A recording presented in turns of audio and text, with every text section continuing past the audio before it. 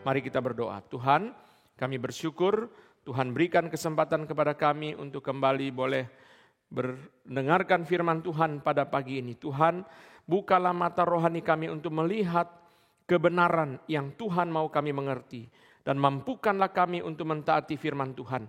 Sertailah hamba-Mu dan bekerjalah di dalam hati kami masing-masing satu persatu. Dan berilah kepada kami kasih karunia. Dalam nama Tuhan Yesus kami berdoa. Amin. Silakan duduk. Saudara sekalian, kita bersyukur kepada Tuhan. Bulan ini adalah bulan reformasi dan kita mendengarkan tema-tema reformasi yang ada di dalam PA yang membahas tentang pemikiran John Calvin.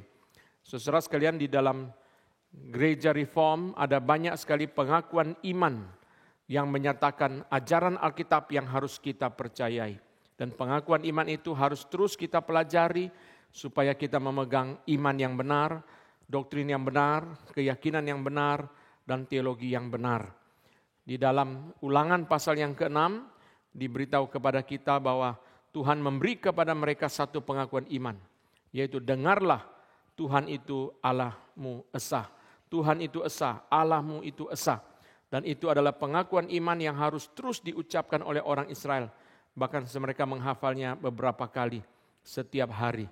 Dan saudara, Tuhan berkata kepada orang Israel, ajarkanlah itu kepada anakmu berulang-ulang.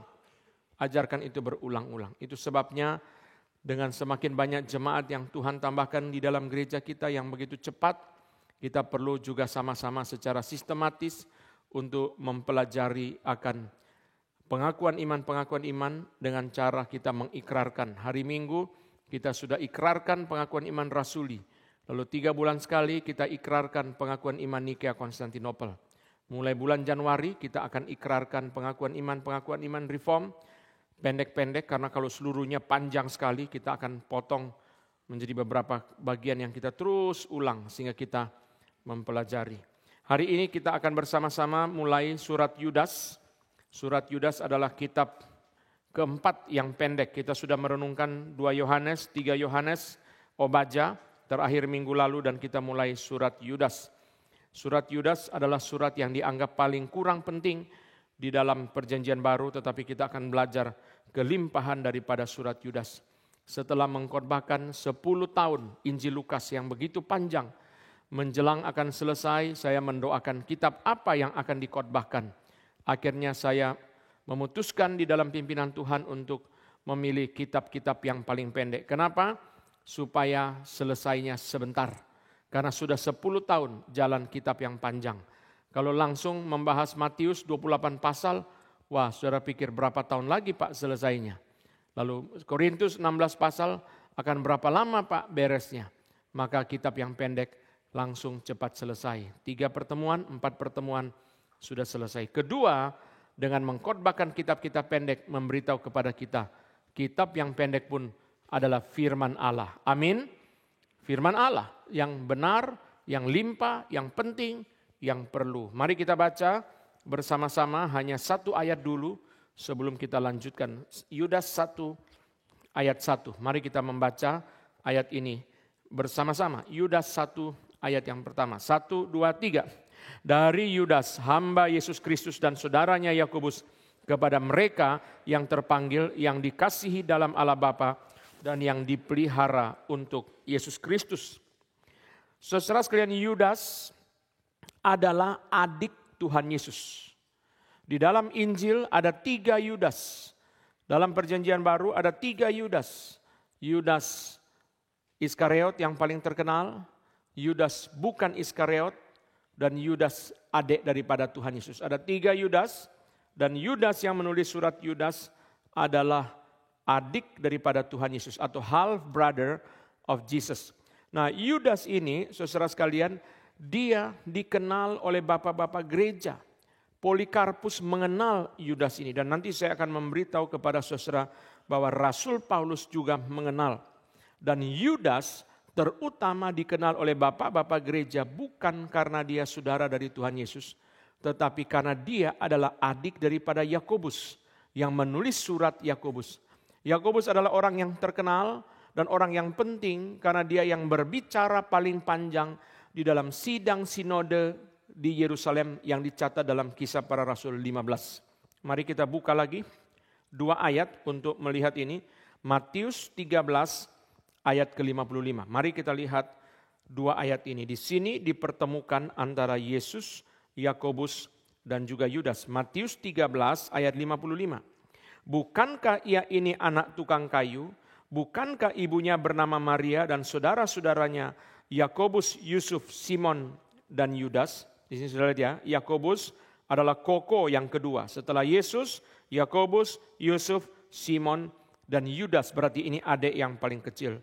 Nah sekarang kita buka satu ayat yang rahasia, yang penting, yang tidak pernah kita perhatikan soal Yudas dan Yakobus, yaitu 1 Korintus 9 ayat 5. Harap saudara perhatikan hal ini sehingga saudara mempunyai pemahaman tentang surat Yudas dan juga tentang Yudas, adik dari Tuhan Yesus. Paulus sudah mengenal Yakobus dan Yudas. 1 Korintus 9 ayat 5. Tidakkah kami mempunyai hak untuk membawa seorang istri Kristen dalam perjalanan kami seperti yang dilakukan oleh rasul-rasul lain dan saudara-saudara Tuhan dan Kefas. Saudara-saudara Tuhan ini adalah Yakobus dan Yudas. Rupanya Paulus sudah mengenal mereka, rupanya mereka sudah biasa berkeliling untuk memberitakan firman di kota-kota di sekitar zaman Paulus melayani. Itu sebabnya Paulus berkata, kalau mereka pergi membawa istri, bolehkah kami juga pergi membawa istri? Tidakkah kami mempunyai hak untuk pergi juga membawa istri? Seperti rasul-rasul, saudara-saudara Tuhan dan Kefas, yaitu Petrus. Jadi Yudas ini adalah adik dari Yakobus.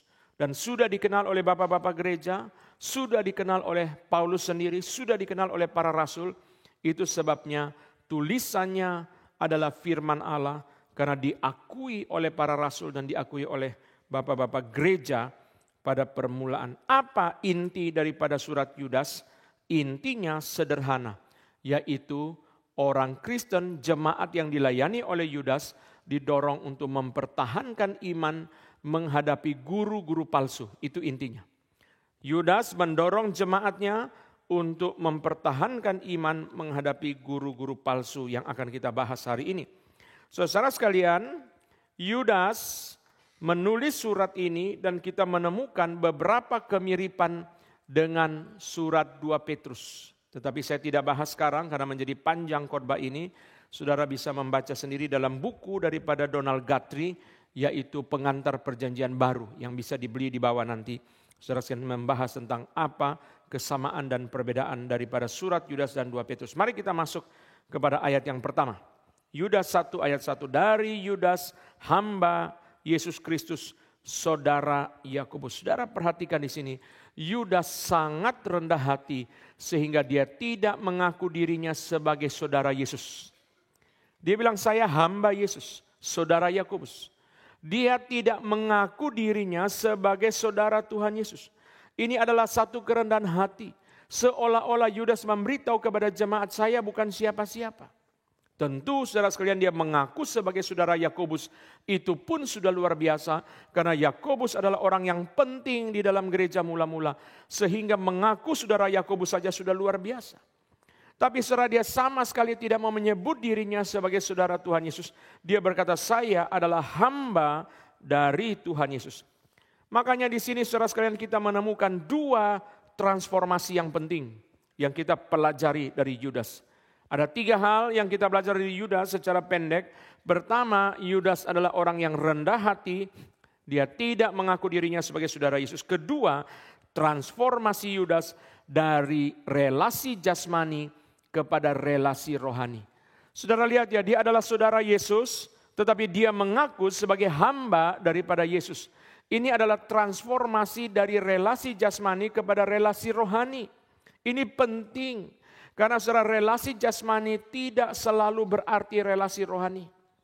Suatu kali saya bicara kepada Ibu Sari, istri dari pendeta Agus Marjanto. Saya mengatakan, Bu Sari ini anaknya mirip ya sama papanya. Lalu Bu Sari mengatakan mukanya mirip, tapi hatinya belum mirip. Saudara sekalian, anak jasmani tidak sama dengan anak rohani. Relasi jasmani tidak sama dengan relasi rohani. Di sini kita melihat Roh Kudus bekerja sehingga mentransformasi Yudas dari seorang yang merupakan adik Yesus, half brother of Jesus, menjadi slave of Jesus, menjadi budak atau hamba dari Tuhan Yesus. Ini yang harus kita doakan bagi anak-anak kita. Ini yang setiap kali saya berdoa bagi anak-anak dari orang-orang yang melayani Tuhan, selalu saya doakan hal itu. Supaya Tuhan beri iman dan hati seperti papa mamanya melayani Tuhan. Demikian pula anak-anaknya juga melayani Tuhan. Transformasi dari relasi jasmani menjadi relasi rohani. Dia adalah saudara Yesus tetapi diubah oleh Roh Kudus menjadi budak daripada Tuhan Yesus. Menjadi hamba dari Tuhan Yesus. Yang kedua, yang ketiga, saudara, kerendahan hati Yudas. Transformasi dari relasi jasmani kepada relasi rohani. Yang ketiga, mari kita buka lagi Yohanes 7 ayat 5. Setiap kali kita buka ayat, selalu ada rahasia-rahasia yang penting yang kita bahas. Saya tidak mengkhotbahkan bagian ini dengan panjang, karena sebagian yang lain saya sudah singgung di dalam khotbah bulan Februari yang lalu ketika mengkhotbahkan tentang pelayanan. Kita hanya memperhatikan 3 hal saja, karena saya akan fokus kepada dosa-dosa dari guru-guru palsu. Mari kita lihat saudara Yohanes 7 ayat yang kelima. Yohanes 7 ayat kelima. Sebab saudara-saudaranya sendiri pun tidak percaya kepadanya. Sebab Yohanes, Yakobus, Simon tadi saudara, Yudas tidak percaya kepada Yesus. Saudara-saudara Tuhan Yesus sendiri pun tidak percaya kepada Tuhan Yesus. Berarti Yudas mengalami transformasi dari saudara yang tidak percaya kepada Tuhan Yesus menjadi hamba yang bukan saja percaya, tapi percaya dan taat kepada Tuhan Yesus. Saudara lihat transformasi ini. Dari saudara yang tadinya tidak percaya kepada Tuhan Yesus menjadi percaya dan taat karena dia menjadi hamba daripada Tuhan Yesus. Dari tidak percaya menjadi percaya. Itu luar biasa bagaimana. Meyakinkan orang yang tidak percaya akhirnya bisa menjadi percaya. Memerlukan pekerjaan Roh Kudus mentransformasi Yudas dari orang yang percaya, tidak percaya menjadi orang yang percaya. Sehingga akhirnya Yakobus dan Yudas bisa melayani Tuhan. Berkeliling di kota-kota dan dikenal oleh Paulus dan dikenal oleh bapak-bapak gereja. Itu adalah transformasi yang dilakukan oleh Roh Kudus 2 macam. Dari relasi rohani, jasmani menjadi relasi rohani. Yang kedua dari tidak percaya menjadi trust and obey. Percaya dan taat. Ini adalah 3 bagian yang saya stop di sini. Saya akan masuk kepada dosa-dosa daripada guru-guru palsu. Guru-guru palsu datang kepada jemaat dan saudara seperti yang sudah saya sharingkan dalam kitab 2 Yohanes dan 3 Yohanes. Kita mempelajari kitab-kitab ini, kita harus membayangkan saudara sekalian gereja-gereja di pedesaan, di pedalaman. Orang-orangnya sangat sederhana. Orang-orang yang dari kampung. Sangat sederhana, saudara. Mereka tidak mengerti toilet jongkok. Mereka tidak mengerti toilet, saudara. Mereka sembarangan. Bagaimana mereka, saudara, di dalam kondisi yang begitu sederhana, pikiran yang sederhana. Mereka hanya mempunyai 1 kitab Alkitab. Lalu saudara tiba-tiba suatu hari datang di desa mereka. Ada seorang yang sangat fasih membaca Alkitab. Lalu saudara sekalian, akhirnya dia berbicara Alkitab. Langsung mereka kasih dia berkhotbah. Maka Yohanes mengatakan jangan. Kalau dia tidak membawa ajaran ini, jangan terima dia. Yudas mengatakan hati-hati. Nah itu kita akan bahas. Apa dosa dari guru-guru palsu yang datang kepada jemaat dan Yudas memperhatikan. Mari kita lihat Yudas 1 ayat 4. Ini dosa yang pertama. Yudas 1 ayat 4. Sebab ternyata ada orang tertentu yang telah masuk menyelusup di tengah-tengah kamu. Yaitu orang-orang yang telah lama ditentukan untuk dihukum. Mereka adalah orang-orang fasik yang menyalahgunakan kasih karunia Allah kita untuk melampiaskan hawa nafsu mereka dan yang menyangkal satu-satunya penguasa dan Tuhan kita Yesus Kristus. Ayat 8. Mari kita lihat Yudas 1 ayat 8. Namun demikian orang-orang yang bermimpi-mimpian ini juga mencemarkan tubuh mereka dan menghina kekuasaan Allah serta menghujat semua yang mulia di sorga. Dosa mereka yang pertama adalah menghina kekuasaan Allah dan menyangkal penguasa dan Tuhan kita Yesus Kristus. Apa maksudnya? Apakah berarti guru-guru palsu ini mempunyai doktrin yang salah tentang Tuhan Yesus? Tidak. Para ahli akan mengatakan kepada kita bahwa guru-guru palsu ini bukan orang yang mempunyai doktrin yang salah, tetapi mereka mempunyai practical problem. Apa itu practical problem? Seperti dikatakan oleh Titus 1 ayat 16, mereka mengaku mengenal Allah, tetapi dengan perbuatan mereka menyangkal Dia. Mereka mengaku mengenal Allah, tetapi dengan perbuatan mereka menyangkal Dia. Mereka mengaku mengenal Allah, tetapi dengan perbuatan mereka menyangkal Dia. Inilah yang terjadi dengan guru-guru palsu. Mereka bukan orang yang mempunyai doktrin yang salah, tetapi praktek hidup mereka tidak menyatakan bahwa mereka adalah orang yang percaya kepada Tuhan. Kalau saudara di kantor suatu hari, saudara bagi brosur undangan KKR, lalu temanmu mengatakan, oh gue baru tahu lu Kristen ya, lu orang gereja ya. Berarti selama ini dia berpikir saudara bukan Kristen. Mungkin makan tidak berdoa, atau mungkin tindakan saudara bukan mencerminkan orang Kristen. Saudara, mereka adalah orang yang mengaku mengenal Allah, tetapi dari perbuatan mereka menyangkal Dia.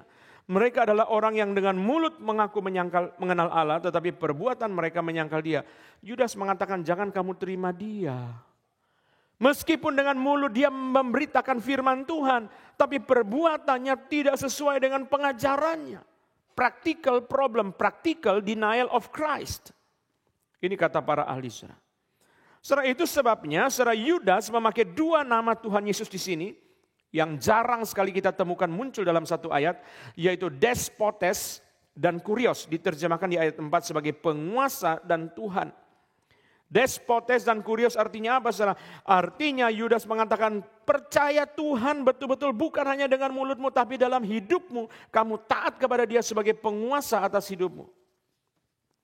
Mereka mengaku mengenal Tuhan, tapi sebenarnya praktek hidup mereka tidak menyatakan itu. Apa praktek hidup yang harusnya menyatakan mengenal Tuhan? Billy Graham mengatakan orang Kristen yang menjalani penderitaan dengan iman memuliakan Tuhan. Bagaimana waktu kita mengalami penderitaan? Waktu kita mengalami kepahitan, waktu kita mengalami kesulitan, bagaimana sikap iman kita di hadapan Tuhan? Orang Kristen yang menjalani penderitaan dengan iman memuliakan Tuhan. Bagaimana sikap iman kita selama waktu menghadapi kesukaran? Bagaimana sikap hati kita waktu menghadapi penderitaan? Ini dalam kondisi yang tidak normal. Dalam kondisi yang normal, bagaimana kita melayani Tuhan dan memberi yang terbaik. Di dalam beberapa minggu yang lalu saya share pesan gembala kepada berbagai macam orang. Kalau saudara belum terima, saudara coba tanya kepada saudara-saudara yang melayani atau diaken atau siapa saudara. Coba bagikan WA itu saudara. Tuhan berhak memperoleh yang terbaik. Waktu kita diberikan oleh Tuhan kesempatan untuk melayani, kita harus memberi yang terbaik kepada Tuhan. Jangan asal-asalan. Sebagai guru sekolah minggu, sebagai singer, sebagai paduan suara, kita harus berusaha sesungguhnya memberi yang terbaik untuk Tuhan. Karena Dia berhak. Sekalipun pelayanan itu bukan pelayanan yang kita sukai, sekalipun pelayanan itu bukan pelayanan yang menjadi impian kita, kita harus belajar untuk memberikan yang terbaik kepada Tuhan. Kenapa? Dia adalah pencipta kita, Dia adalah penebus kita, Dia adalah pemelihara hidup kita. Dia berhak memperoleh yang terbaik. Mari kita hafal. Sekarang kita masuk kepada ayat hafalan kita hari ini. Wahyu 19 ayat 13. Wahyu 19 ayat 13. Ini adalah ayat hafalan kita. Wahyu 19 ayat 13. Mari kita baca dua kali dan kita menghafalnya. Wahyu 19 ayat 13. 1, 2, 3. Dan ia memakai jubah yang telah dicelup dalam darah dan namanya ialah firman Allah. Mari kita baca lagi. Dan ia memakai jubah yang telah dicelup dalam darah dan namanya ialah firman Allah. Mari kita hafal dengan lengkap dari tempatnya. 1, 2, 3. Wahyu 19 ayat 13. Dan ia memakai jubah yang telah dicelup dalam darah dan namanya ialah firman Allah. Sekali lagi, Wahyu 19 ayat 13. Dan ia memakai jubah yang telah dicelup dalam darah dan namanya ialah firman Allah. Jubah itu sudah dicelup dalam darah, berarti apa saudara? Dia sudah menderita. Tapi saudara, setelah menderita, saudara, darah bukan ada di dalam kain kafan yang menyatakan dia mati, saudara, tetapi dia bangkit, dia menang. Dan sekarang dia memakai jubah kemenangan itu. Dia sudah menang. Dia sudah mencurahkan darah. Dan dia sudah menang. Dan Petrus mengatakan kamu telah menerima percikan darah Tuhan Yesus. Tugasnya apa sekarang? Tugasnya adalah taat sebab Dia adalah firman Allah. Tugasnya kita adalah taat kepada Dia yang adalah firman Allah. Dia sudah menang. Dia sudah berkorban, dia sudah mencurahkan darah. Saudara, jubahnya dicelupkan di dalam darah. Mari kita baca lagi. Ya. Wahyu 7 ayat 14. Kita lihat ini berbeda. Ini berbeda lagi. Saudara. Wahyu 7 ayat 14 berbeda lagi. Maka kataku kepadanya, Tuanku, Tuhan mengetahuinya. Lalu ia berkata kepadaku, mereka ini adalah orang-orang yang keluar dari kesusahan yang besar. Dan mereka telah mencuci jubah mereka dan membuatnya putih di dalam darah anak domba. Tidak mencelup. Yesus mencelup jubahnya di dalam darah, tetapi saudara dan saya mencuci jubah di dalam darah Kristus. Apa bedanya? Karena Tuhan Yesus tidak berdosa. Itu sebabnya dia tidak perlu mencuci jubahnya. Dia hanya mencelup jubahnya di dalam darah. Tapi kita mencuci jubah kita di dalam darah Kristus untuk menjadi putih karena kita adalah orang berdosa. Berarti apa? Dia menderita. Dia berkorban. Itu sebabnya dia berhak memperoleh yang terbaik.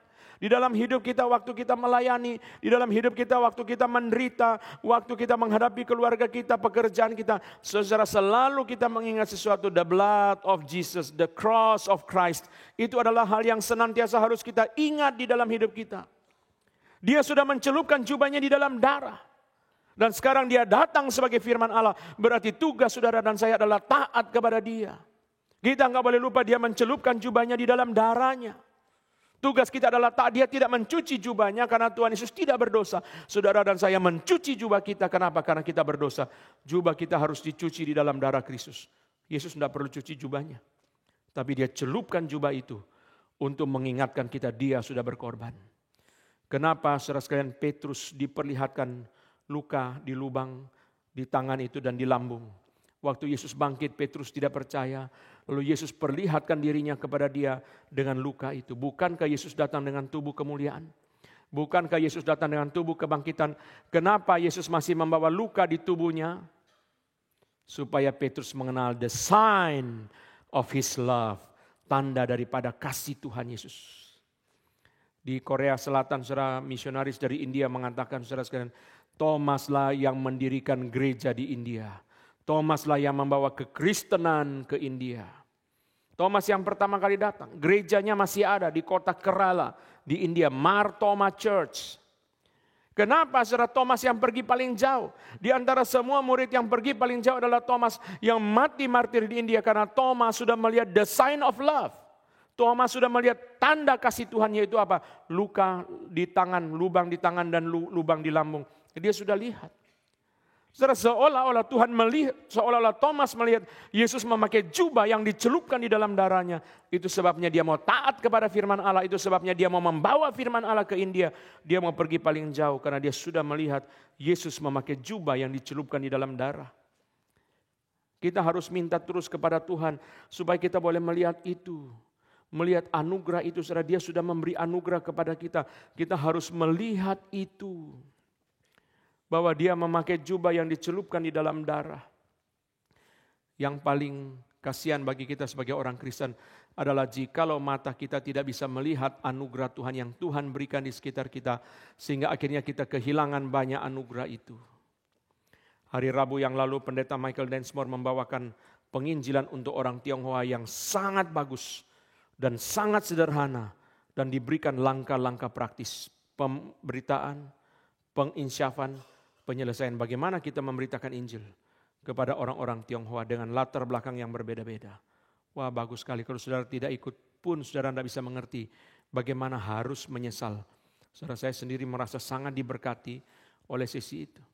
Kita harus minta kepada Tuhan supaya kita bisa mengerti anugerah itu. Anugerah itu ada di sekitar kita, tapi kita kalau tidak bisa melihat, tidak bisa mengerti, kita kehilangan anugerah itu. Orang yang jalan sampai di sungai, dia haus, dia berhenti, dia minum. Di air sungai yang jernih itu. Dan di sekitar sungai itu banyak bebatuan. Dia ambil batu, dia lempar-lempar ke dalam sungai. Lalu dia lempar-lempar ke dalam rumput-rumput, ke pohon-pohon. Setelah itu dia pulang. Setelah pulang, 3 bulan kemudian ditemukan bahwa batu-batuan di sungai yang dia mampir itu, satu kepalan tangan saja bisa bangun 1 mall. Wah! Kalau tahu begitu, saya bawa 3 truk, ya, ambil semua. Tapi seperti biasa ya, banyak cerita saudara baca di internet saja banyak. Ibu itu punya mangkok makan suaminya, saudara sekalian. Setelah suaminya meninggal dia tidak pakai lagi, dia kasih dipakai untuk minuman susu anjing. Temannya datang, wah boleh nggak saya pinjam ini? Seminggu apa 2 minggu aja. Setelah seminggu 2 minggu dia beritahu itu harganya berapa miliar. Itu adalah barang antik. Macam-macam cerita saudara bisa baca di internet, ada yang 9 juta dolar. Ternyata dia beli hanya berapa puluh dolar, setelah itu ternyata harganya 9 juta dolar. Kalau mengerti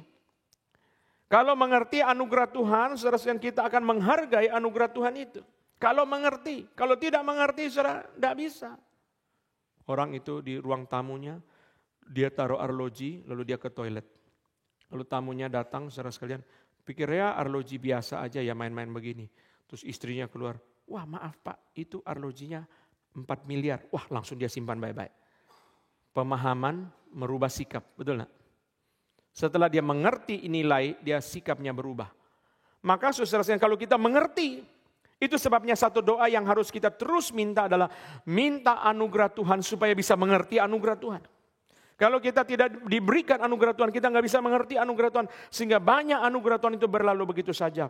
Yang mengubah Thomas adalah dia diberikan anugerah untuk melihat Yesus memakai jubah yang dicelupkan darah. Melihat tangan yang terluka. Melihat lambung yang tertusuk yang ada lubang saudara. Yesus berkata masukkan jarimu, masukkan tanganmu ke sini supaya jangan kamu tidak percaya lagi. Thomas tidak perlu masukkan tangan, tidak perlu masukkan jari.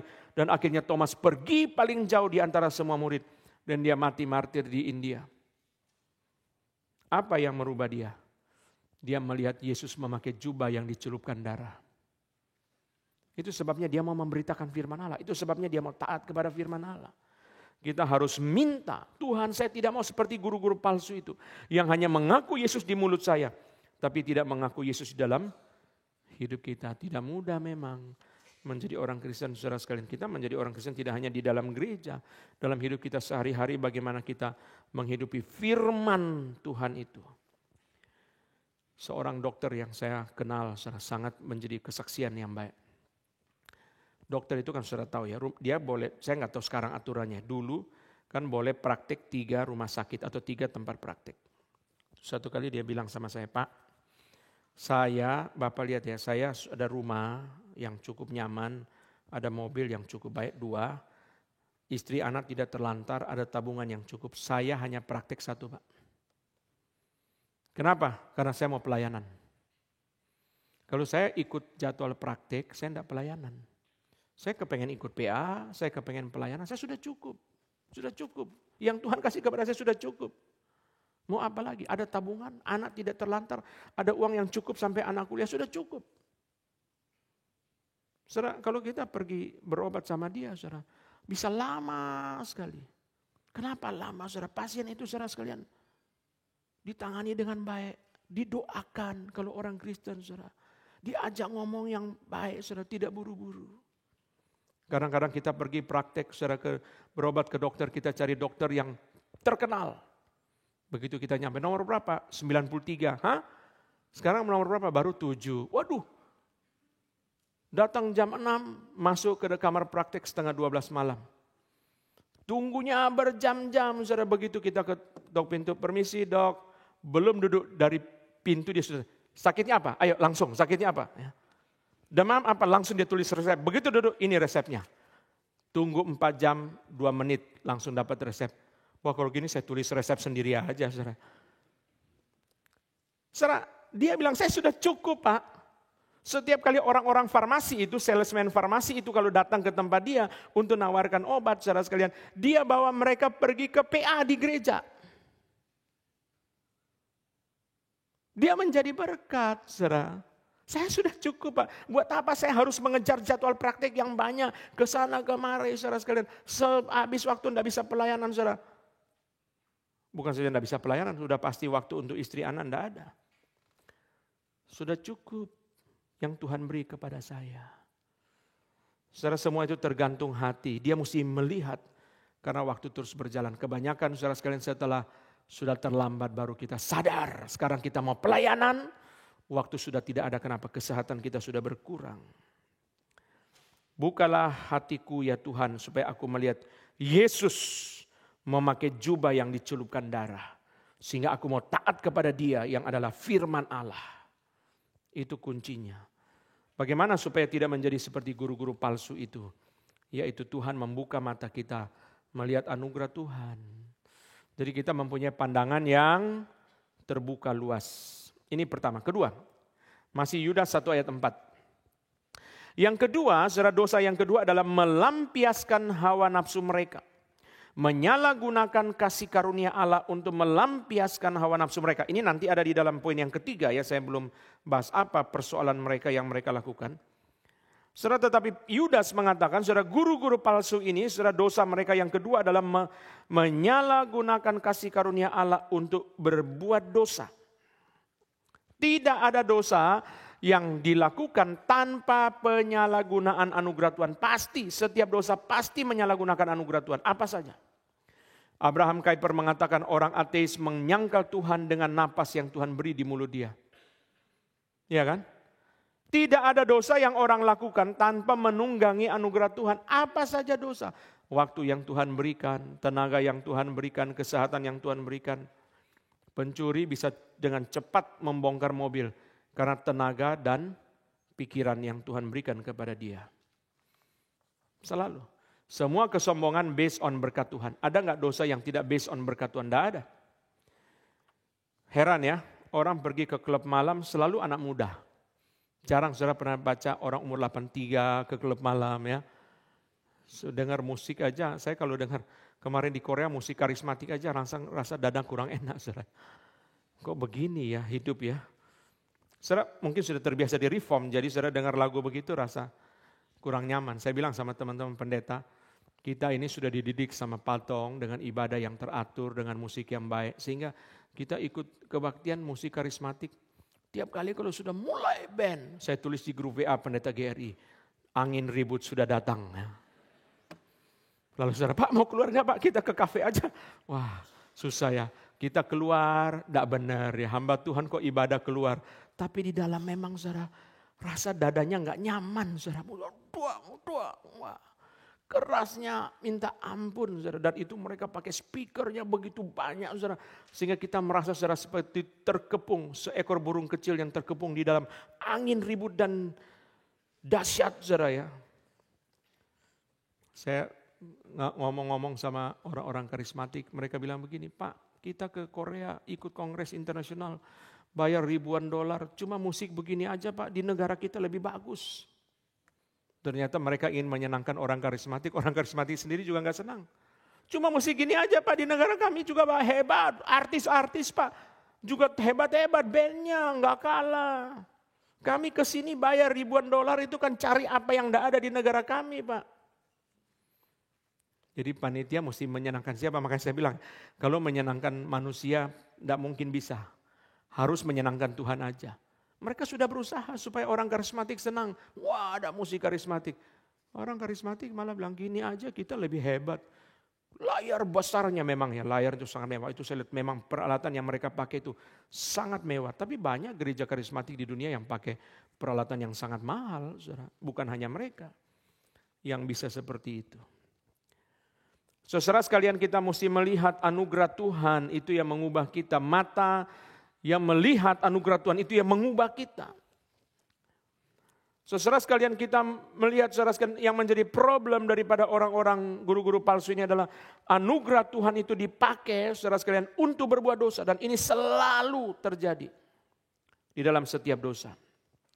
Saya memberikan kepada saudara dua contoh di dalam Alkitab. Saudara sekalian contoh yang pertama adalah Iskariot. Iskariot menggunakan kedudukan dia sebagai murid Yesus untuk menjual Yesus. Dia bisa memberitahu bahwa Tuhan Yesus berdoa di sini. Kenapa? Karena dia adalah murid Yesus. Tapi saudara, dia bisa terpilih sebagai murid Yesus di antara ribuan murid. Dia bisa terpilih satu di antara 12. Di antara 12 dia bisa diangkat menjadi bendahara. Itu berkat Tuhan yang luar biasa. Yudas Iskariot memperoleh guru yang paling agung. Memperoleh teman-teman yang luar biasa. Semuanya rasul. Tetapi justru dia memakai anugerah Tuhan itu untuk mengkhianati Yesus.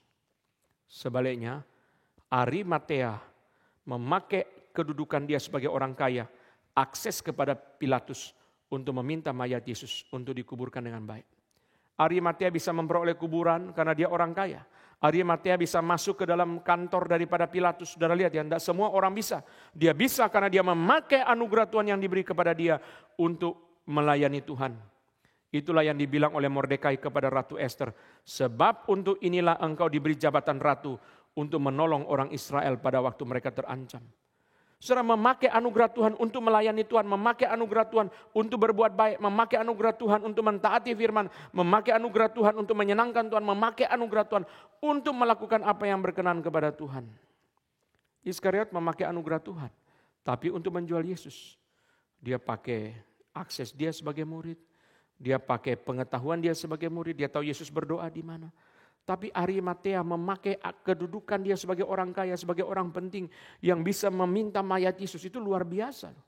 Siapa Arimatea? Dari mana dia? Dia tinggal di mana? Kapan dia mendengar khotbah Yesus?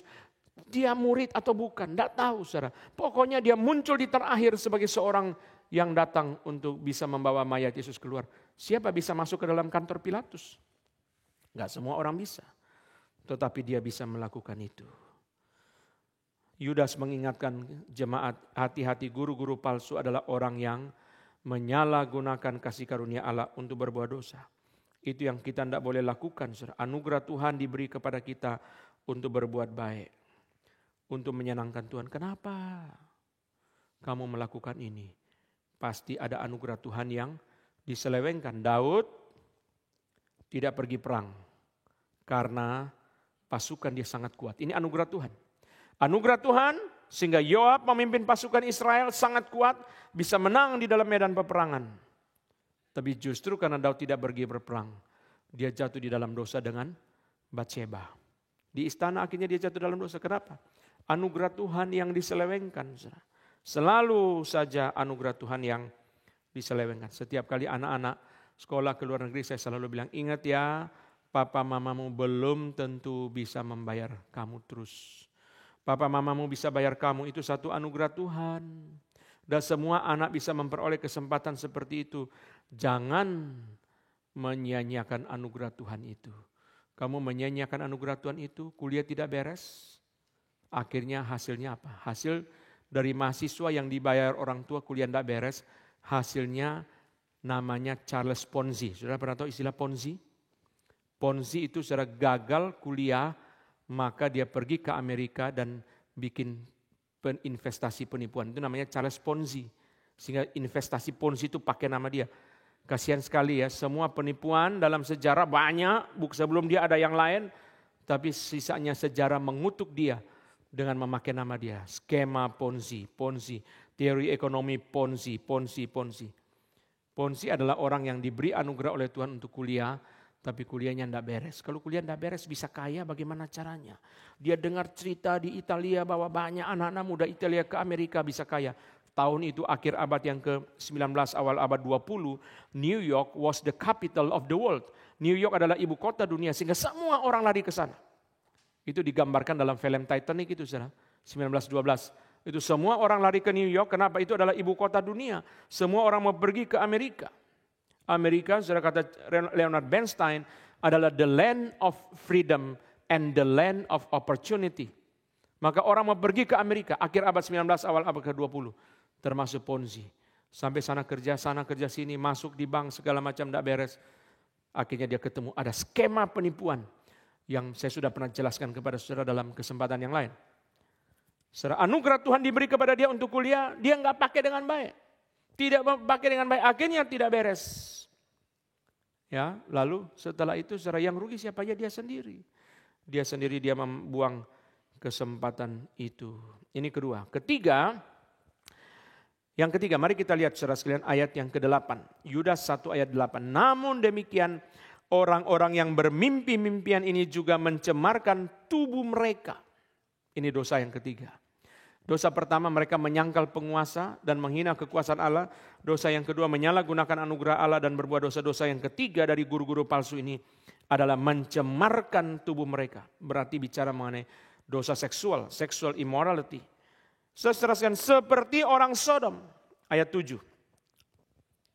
Sama seperti Sodom dan Gomora dan kota-kota sekitarnya yang dengan cara yang sama melakukan percabulan dan mengejar kepuasan-kepuasan yang tak wajar, telah menanggung siksaan api kekal sebagai peringatan kepada semua orang.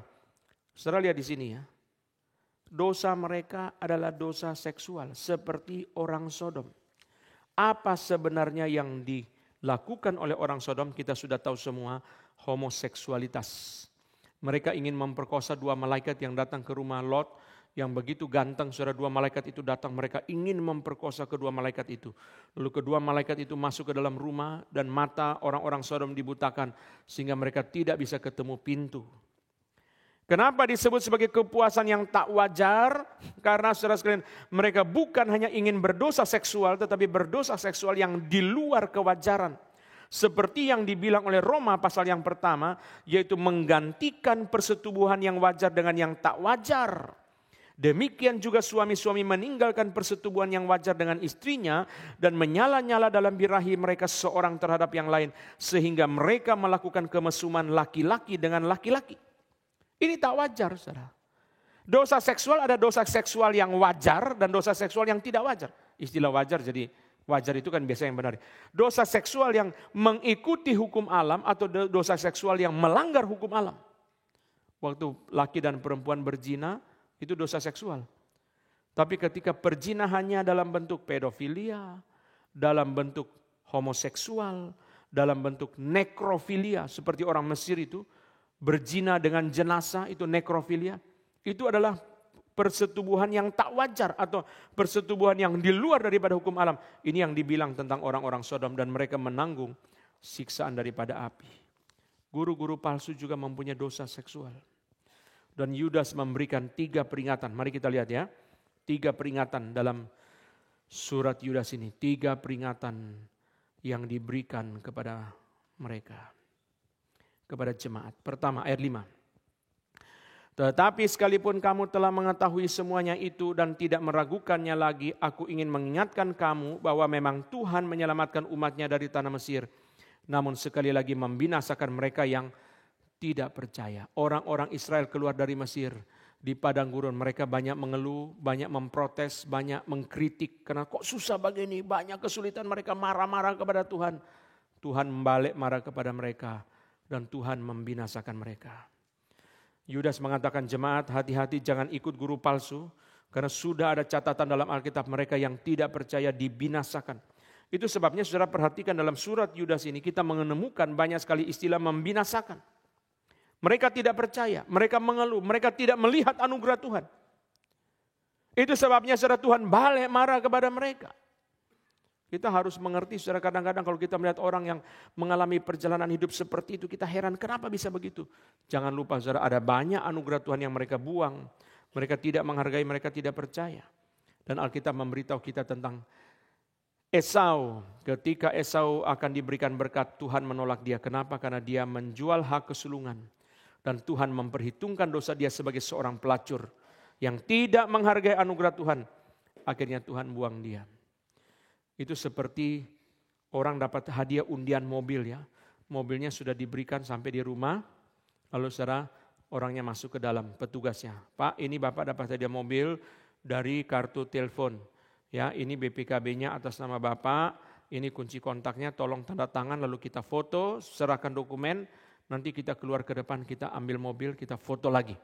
Sudah tanda tangan semua, selesai. Wah, suami istri sangat senang. Lalu mari kita keluar. Begitu keluar sampai luar, mobilnya sudah dicuri orang. Wah, ada asuransi nggak? Nggak ada Pak. Kami nggak asuransi mobil. Ini kan undian, masa kita mesti bayar asuransi juga? Nggak ada asuransi. Jadi, BPKB-nya ada, STNK-nya ada, kunci kontaknya ada, buku servisnya ada, mobilnya sudah hilang. Dicuri orang. Itu persis yang Tuhan lakukan kepada Esau. Waktu Yakub menerima berkat atas nama siapa? Esau. Yakub waktu diberkati oleh Ishak, saudara bukan atas nama Yakub. Ishak datang memakai kulit berbulu dan Yakub memakai kulit berbulu dan Ishak tanya kepada dia, siapa kamu? Saya Esau, anakmu yang sulung.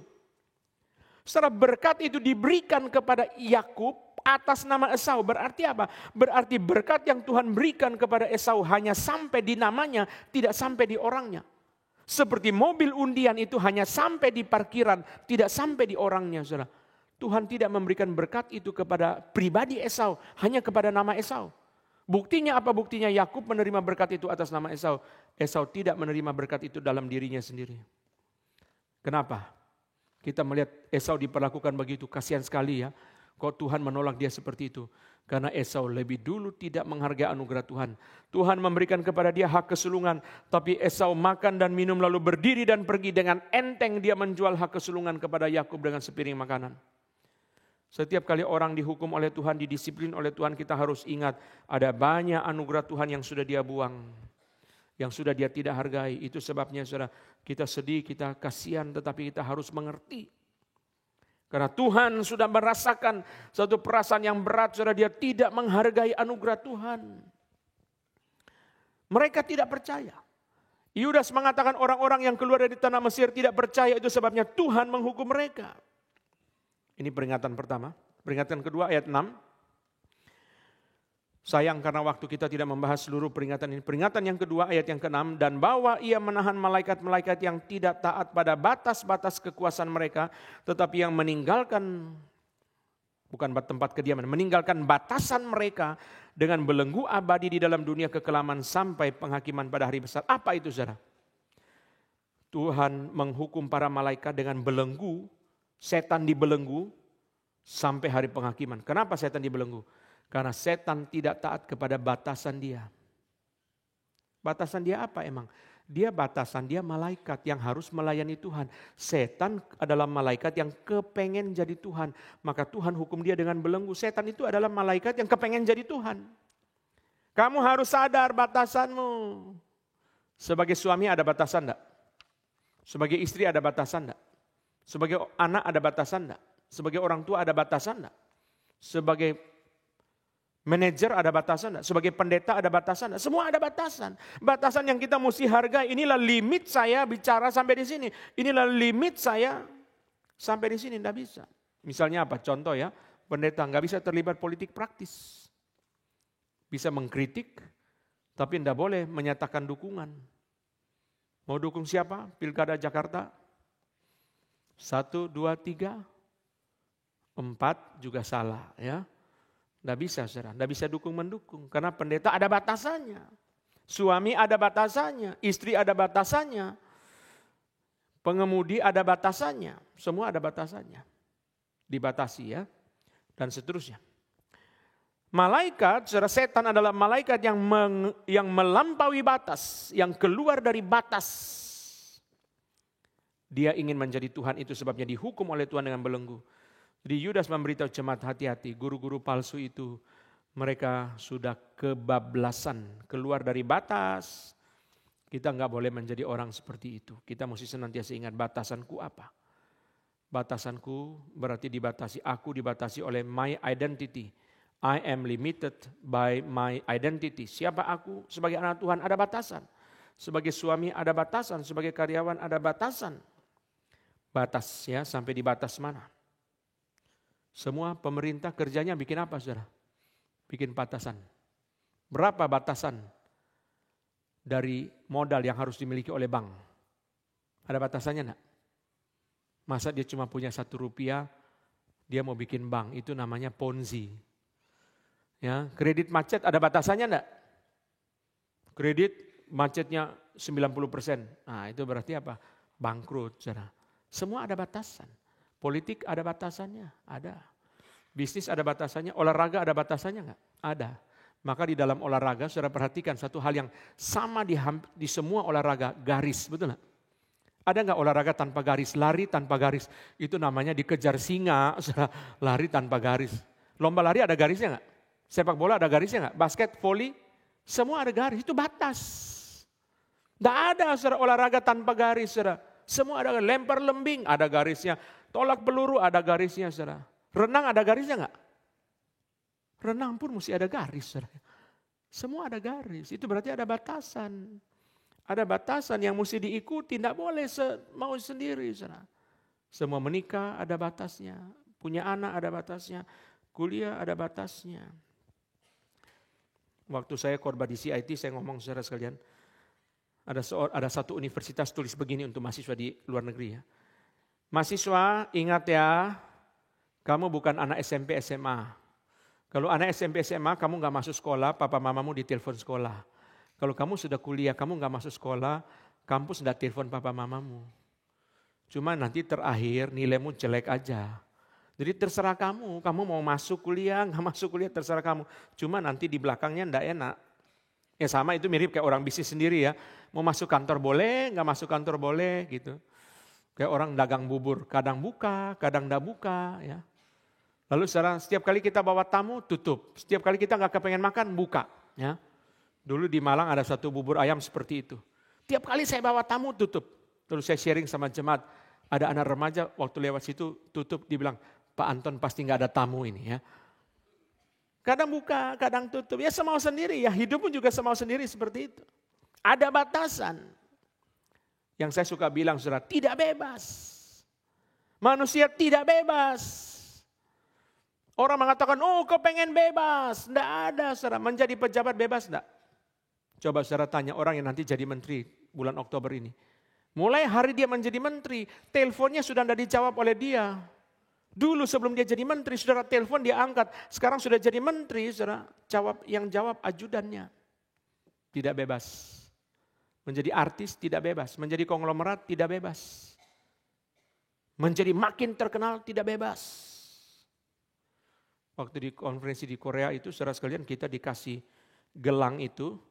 Seperti gelang kalau saudara masuk di tempat bermain air itu yang sama anak-anak kan dikasih gelang yang gak bisa rusak oleh air itu kan. Lalu saudara dikasih name tag. Saya belum pernah ikut konferensi yang dikasih gelang begitu. Kenapa saudara? Karena security reason. Tidak boleh orang yang tidak punya gelang masuk komplek itu. Karena banyak misionaris. Jadi siapa saja tidak boleh masuk. Dia kasih gelang itu. For security reason. Tidak boleh orang masuk saudara. Hanya yang ada gelang. Jadi kita sudah pakai name tag pun dia lihat gelang. Dia bukan lihat name tag, dia lihat gelang. Setiap kali masuk aula dia lihatnya gelang. Bukan name tag. Kenapa name tag ini bisa kasih orang? Dia lihat gelang, gelangnya mana? Kalau ketutup sama baju disuruh buka, mana gelangnya? Yang dilihat gelang.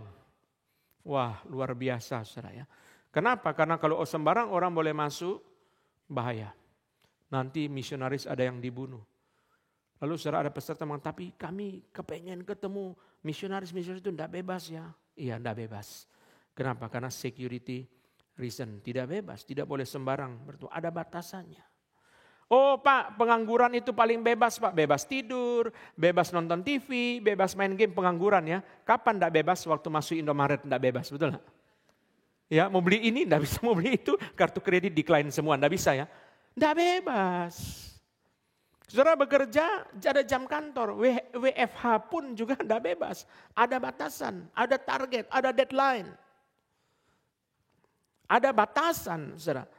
Ini yang diingatkan oleh Yudas kepada jemaat. Malaikat dihukum karena apa? Karena mereka tidak mau taat kepada batasan-batasan yang Tuhan berikan kepada mereka. Peringatan yang ketiga, saudara, adalah Sodom Gomora menanggung siksaan api kekal.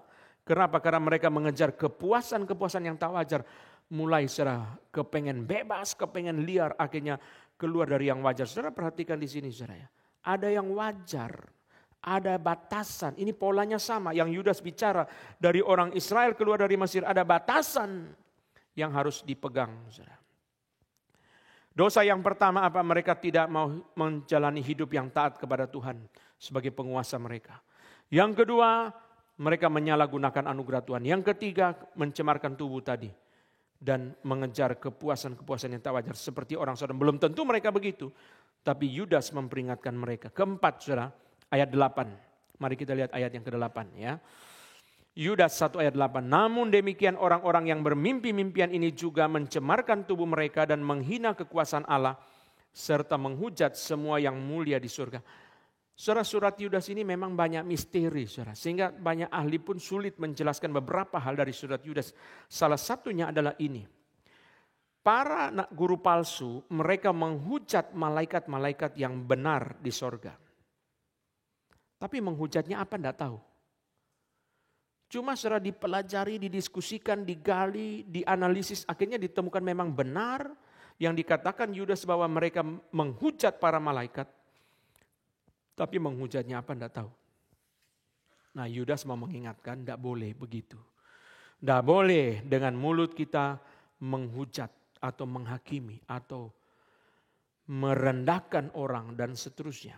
Nah, mari kita lihat saudara, 2 ayat yang dibicarakan oleh Yudas, ayat 9. Yudas 1 ayat 9, mari kita lihat. Tetapi penghulu malaikat Michael ketika dalam suatu perselisihan bertengkar dengan iblis mengenai mayat Musa, tidak berani menghakimi iblis itu dengan kata-kata hujatan, tetapi berkata, kiranya Tuhan menghardik engkau. Jangan. Malaikat Michael aja gak berani menghujat iblis. Apa iblis kurang jelek? Iblis sudah jelek aja, malaikat udah menghujat dia. Jadi kita ini jangan merasa diri lebih baik dari Michael dan merasa orang lain lebih jelek dari iblis sehingga kita menghujat dia. Jangan. Jangan ikut-ikut dari guru-guru palsu itu. Mari kita buka lagi ya. Ini ayat yang sangat bagus sekali. Ulangan 34 ayat 6. Mari kita buka ini. Penguburan Musa sangat bagus sekali. Setiap kali saya mengajak saudara buka ayat, saudara akan ketemu banyak rahasia yang dibukakan kepada saudara. Ulangan 34 ayat yang ke-6. Dan dikuburkannyalah dia di suatu lembah di tanah Moab, di tentangan Bet Peor, dan tidak ada orang yang tahu kuburnya sampai hari ini. Kuburan Musa hilang. Bukan hilang ya, tidak diketahui sampai hari ini. Saudara perhatikan, siapa yang menguburkan Musa? Coba lihat ayat itu. Siapa yang menguburkan Musa? Dan dikuburkan nyala. Siapa yang menguburkan? Tuhan. Wah, saya waktu membaca ayat ini sangat dihibur loh. Hamba yang setia itu dimakamkan oleh Tuhan sendiri. Musa bukan dikuburkan oleh Yosua, Musa bukan dikuburkan oleh Kaleb, Musa dikuburkan oleh Tuhan sendiri. Itu sebabnya Peter Davids mengatakan, saudara sekalian, Tuhan mengutus Michael dan para malaikat untuk memakamkan Musa, tetapi setan ingin merebut jenazah Musa. Kenapa saudara? Karena Michael saudara datang mau menjalankan perintah Tuhan untuk menguburkan Musa. Setan bilang jangan, serahkan jenazahnya kepada saya. Kenapa setan mau mengambil jenazah Musa? Karena setan menganggap Musa adalah pembunuh. Musa pernah bunuh orang enggak? Satu kali itu kapan saudara? Mesir itu ya. Waktu berdebat itu Musa membunuh. Setan bilang dia milik saya. Lalu saudara sekalian Michael mengatakan kiranya Tuhan menghardik engkau, berarti apa? Aku serahkan setan kepada pengadilan Tuhan. Setan langsung mundur. Karena setan tahu kalau diserahkan kepada pengadilan Tuhan, pasti Michael yang menang, setan yang kalah. Itu sebabnya, saudara sekalian, Yudas mau mengajar kepada kita, jangan menghakimi, menghardik, jangan menghujat, jangan. Kita tidak lebih baik dari Michael. Saudara kita tidak lebih baik, tidak lebih jelek daripada iblis. Iblis saja tidak dihujat. Michael hanya berkata, kiranya Tuhan menghardik engkau. Berarti serahkan kepada pengadilan Tuhan. Cuma memang saudara ya, kita ini dicipta oleh Tuhan sebagai makhluk yang menilai. Sehingga setiap hari kita menilai, dari pagi sampai sore kita menilai. Saudara dengar khotbah saya, saudara menilai, betul enggak? Saya dari mimbar melihat saudara juga saya menilai ya. Jadi setiap hari kita menilai. Karena kita dicipta oleh Tuhan sebagai orang yang menilai, sebagai makhluk yang menilai. Tapi kita mesti berhati-hati, ada batasan-batasan dalam penilaian kita. Batasan-batasan dalam pembicaraan kita. Ayat 10. Yudas 1 ayat 10. Akan tetapi mereka menghujat segala sesuatu yang tidak mereka ketahui. Ini kritikan pertama Yudas kepada para guru palsu. Dan justru apa yang mereka ketahui dengan nalurinya seperti binatang yang tidak berakal, itulah yang mengakibatkan kebinasan mereka. Pertama, all the things they do not understand. Jangan bicara apa yang kita nggak mengerti. Jangan bicara apa yang kita mengertinya sedikit. Jangan bicara apa yang kita kurang mengerti dengan tuntas. Jangan. Nanti kita salah menilai. Nanti kita salah menghakimi. Jangan bicara apa yang kita tidak mengerti. Jangan bicara apa yang kita tidak memahami dengan tuntas. Oh, dia selingkuh. Kenapa dia selingkuh? Sering pulang malam, teleponnya sering mati. Sering pulang malam, telepon sering mati, apa pasti selingkuh?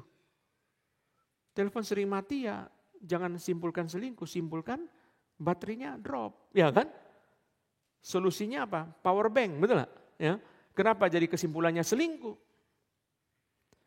Kita jangan bicara apa yang kita tidak memahami dengan betul, saudara. Kita jangan bicara saudara apa, ini yang dikritik oleh Yudas, saudara sekalian, guru-guru palsu itu menghujat segala sesuatu yang tidak mereka ketahui. Mereka tidak paham betul. Mereka tidak mengerti betul, saudara. Kita mesti berhati-hati. Kita hanya mengerti sedikit berarti kita hanya bicara sedikit. Kita hanya mengerti 3 berarti hanya bicara 3. Itu yang kita bisa simpulkan, saudara. Yang sudah tahu dengan jelas. Kita jangan bicara apa yang kita tidak tahu dengan betul. Kadang-kadang kita hanya mendengarkan dari sebagian sisi. Sebagian lagi enggak. Saya pernah bicara sama orang yang itu pelihara burung lomba itu, saudara. Wah, kamu sudah pelihara burung sampai harganya sudah 1 miliar. Suatu hari bagaimana ceritanya anakmu cekik burung itu sampai mati. Wah, sial dong ya. Dibilang, Pak, itu hanya half part of the story. Memang ada begitu. Orang sudah merawat burung itu sampai sudah mahal, mati. Itu hanya half part, Pak. Tapi ada half yang lain yang Bapak belum tahu cerita sukses yang lain. Kalau semua orang hanya ceritanya negatif begitu, nggak ada orang mau kerja burung hias, Pak. Orang mau kerja burung hias karena dia juga tahu ada story, success story-nya. Memang ada. Orang yang setelah pelihara burung itu sudah jadi, ditawar, mau jual 1 miliar, saya 1,5. Abis itu dicekik anaknya mati. Wah, tahu gitu tadi saya jual 1 miliar daripada mati. Itu hanya half part of story. Jadi kamu mesti dengar sisi yang lain. Sisi yang lain lagi ada cerita suksesnya yang lain yang kita mesti dengar secara utuh. Baru kita bisa membangun seluruh pemahaman kita terhadap sesuatu. Iya ya memang. Itu sebabnya saudara sekalian kadang-kadang kalau orang bertanya kepada kita sesuatu yang bukan keahlian kita, kita berhati-hati bicara. Atau bahkan tidak berbicara saudara sekalian. Saya bilang sama teman-teman yang mau kuliah dokter, saya mengatakan dokter itu jebakan. Loh kok bisa, Pak? Kamu kalau master, orang tidak menuntut kamu. Tapi kalau kamu doktor, orang menuntut kamu karena kamu dianggap ahli. Kalau kamu cuma master, ya master. Tapi kalau dokter itu dianggap semua, dokter bidang apa, Pak? Saya meneliti pemikiran John Calvin. Dari Calvin kentut, mimpi, menggigau, semua mesti tahu, saudara. Jadi kita seluruh hidup terus hanya membaca tentang Calvin, saudara. Berarti apa? Kita terjebak. Sudah hidupnya hanya Calvin. Saya ketemu Profesor James Braid dari Calvin Seminary. Saya ketemu dia berapa kali. Terakhir ini ketemu di Grand Rapids. Waktu ketemu di Hong Kong dia mengatakan, I have spent too long with Abraham Kuyper. After 20 years I decided to stop. Sudah 20 tahun saya meneliti pemikiran Kuyper, dia mengatakan. Dia sudah tulis berapa buku mengenai Kuyper. Orang itu sangat mengerti mengenai Kuyper, saudara. Kita masih di level belajar teologinya Kuyper apa, politiknya apa. Saya mengikuti konferensi Kuyper di Grand Rapids bulan April yang lalu. Ada seorang presentasi tema yang saya belum pernah tahu seumur hidup. Kuyper sebagai pendaki Gunung Alpen. Itu saking sudah ahlinya Kuyper, saudara ya. Sampai apa, saudara? Sampai dia meneliti yang aneh-aneh, saudara. Biasa kita teliti teologinya apa, pemikirannya apa, politiknya bagaimana. Bagaimana dia jadi Perdana Menteri, dia jadi wartawan, jadi pendiri universitas. Tapi dia bukan. Dia pendaki Alpen. Wah, sebagai pendaki itu apa? Belakangan ini di sekolah teologi di meja makan kami berdiskusi dengan pendeta Henry Ongko, kan ahli perjanjian baru ya. Lalu ada Profesor Stephen Coleman, itu ahli perjanjian lama. Kami berdiskusi satu fenomena yang sangat menarik sekali. Yaitu saudara, saya menemukan F.F. Bruce yang seringkali saya kutip juga dalam khotbah. F.F. Bruce itu ahli perjanjian baru yang sangat top, saudara. Suatu kali saya menemukan di dalam bukunya dia, dalam buku saudara, dia menulis tafsiran kitab Habakuk. Padahal dia ahli perjanjian baru. Lalu saya ngomong-ngomong sama mereka mengatakan iya ya, nggak gampang loh. Dia sudah begitu ahli perjanjian baru, dia bisa menulis perjanjian lama. Biasanya saudara, orang tidak menghargai. Lu nggak ngerti perjanjian lama, lu nggak ngerti bahasa Ibrani.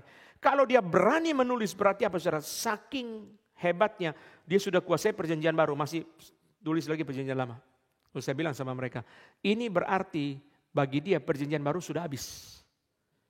Maka dia lari ke perjanjian lama, sudah kuasai semua. Sudah meneliti berpuluh-puluh tahun. Atau sudah bosan.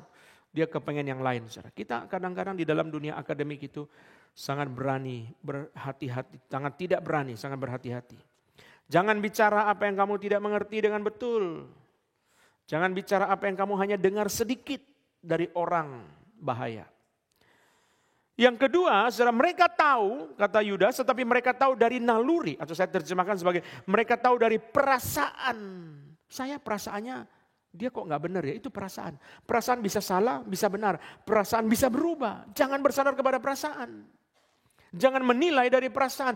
Saya kok rasanya curiga ya, rasanya kok dia itu nggak benar ya. Itu perasaan bisa salah. Kita tidak boleh based on perasaan. Waktu kita senang, kita puji-puji. Waktu kita sudah tidak senang, kita maki-maki. Kenapa? Karena based on perasaan. Waktu kita senang, kita puji-puji kan.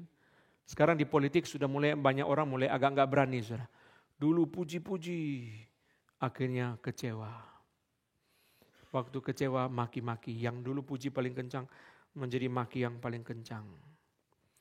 Politik selalu bandul. Waktu orang tidak senang sama Obama, Trump menang. Nanti kalau orang tidak senang sama Trump, Biden menang. Belum bertanding, Biden sudah mundur ya. Belum bertanding, Biden sudah bye-bye. Ya. Sudah pergi dulu. Nanti orang senang sama ini. Politik selalu begitu, bandul. Senang sama ini. Nanti secara Biden disuruh mundur oleh orang-orang Demokrat sendiri. Berhenti saja. Nah, bisa akhirnya dia berhenti. Saudara.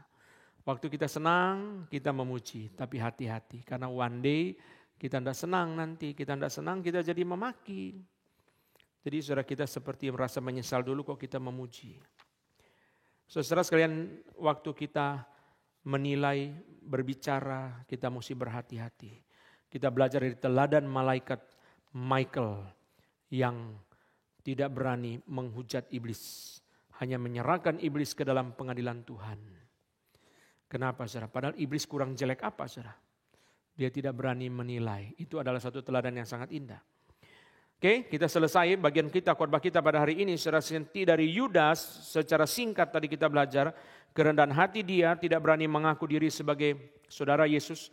Transformasi dari relasi jasmani menjadi relasi rohani. Yang ketiga, transformasi dari tidak percaya menjadi percaya dan taat. Ini dari Yudas. Dari guru-guru palsu 4 dosa yang kita tidak boleh ikuti. Tidak menghidupi ketuhanan Kristus dalam hidup mereka. Menyalahgunakan anugerah Tuhan untuk berbuat dosa. Mencemarkan tubuh mereka. Bahkan bisa-bisa seperti orang Sodom yang mengejar kepuasan yang tak wajar. Dan yang keempat, saudara sekalian, adalah perkataan mereka. Menghujat yang mulia mereka hujat, yang tidak mereka ketahui mereka hujat. Mereka menghujat berdasarkan perasaan mereka. Ini semua menjadi pelajaran yang sangat berharga. Mari kita bangkit berdiri, kita masuk ke dalam doa. Tuhan, kami mengucap syukur untuk firman Tuhan pada pagi ini. Beri kepada kami kekuatan supaya kami mampu memahami, mampu mengingat, dan mampu melakukannya di dalam hidup kami. Terima kasih Tuhan, dalam nama Tuhan Yesus kami berdoa. Amin. Aku percaya kepada Allah, Bapa yang Maha Kuasa, Khalik langit dan bumi, dan kepada Yesus Kristus anaknya yang tunggal Tuhan kita, yang dikandung dari Roh Kudus, lahir dari anak darah Maria, yang menderita sengsara di bawah pemerintahan Pontius Pilatus, disalibkan, mati dan dikuburkan, turun ke dalam kerajaan maut. Pada hari yang ketiga, bangkit pula dari antara orang mati, naik ke sorga, duduk di sebelah kanan Allah, Bapa yang Maha Kuasa, dan dari sana ia akan datang untuk menghakimi orang yang hidup dan yang mati. Aku percaya kepada Roh Kudus, gereja yang kudus dan am, persekutuan orang kudus, pengampunan dosa, kebangkitan tubuh, dan hidup yang kekal. Amin. Silakan duduk. Mari kita bersama-sama mendaftar untuk speak. Pada tanggal 2 November, kita mulai memasuki tema doktrin gereja, memperlengkapi kita mempunyai doktrin yang benar tentang gereja menurut teologi reform. Saudara sekalian, PA yang couple pada bulan ini sangat penting. Saya sangat mengharapkan saudara bisa ikut satu kesempatan yang sangat berharga, yaitu pergumulan menghadapi anak yang meninggalkan Tuhan. Ini hanya dilakukan secara fisik, tidak ada online, tidak ada Zoom, tidak ada YouTube. Setelah saya memberikan renungan, saya akan mewawancarai Penatua John Prawiro dari GRI Pondok Indah dan Ibu yang menghadapi pergumulan ini dan menyelesaikan pergumulan ini. Pada masa di mana anaknya belum percaya Tuhan, Patong pernah ngomong kepada kami pendeta-pendeta, anak ini begitu keras melawan Tuhan, kasih 10 pendeta menghadapi dia pun dia gulung semuanya. Tapi akhirnya dia sudah menjadi orang percaya dan ini adalah satu kesempatan yang sangat berharga. Harap saudara boleh ikut. Pak John tidak bersedia dimasukkan ke dalam YouTube atau Zoom sehingga hanya ada secara fisik di dalam gereja kita pada tanggal 26 Oktober setengah 5 sore. Harap kalau saudara punya teman yang mau ajak untuk datang mendengarkan, ini sangat penting. Ini adalah pergumulan yang salah satu yang paling sulit dalam diri kita sebagai orang Kristen. Menghadapi anak yang meninggalkan Tuhan.